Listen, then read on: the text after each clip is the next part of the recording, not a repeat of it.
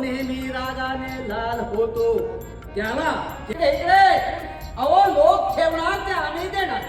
चरण धरू लागला आणि बोलू लागला, माफ करो माफ करो. साफ करो, पहले इनके कान साफ करो. नमस्कार, मी विजय केंकरे. निळकंठ नांदूरकरांचं फार माझ्या आवडत्या नाटकांपैकी अबब विठोबा बोलू लागला आहे. पूर्वी लिटिल थिएटर बालरंगभूमीने केलेलं नाटक आज नव्या संचात येत आहे, तेव्हा या नाटकाचे खूप खूप खूप खूप प्रयोग होऊ देत.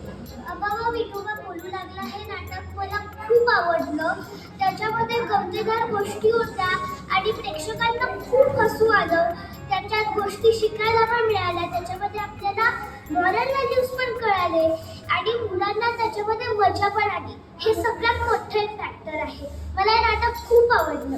सो मी आज इथे यशवंतराव नाट्यगृहामध्ये एक नाटक बघायला आली ज्याचं नाव आहे अबोबा विठोबा बोला. सो हे नाटक खूप चांगलं आहे.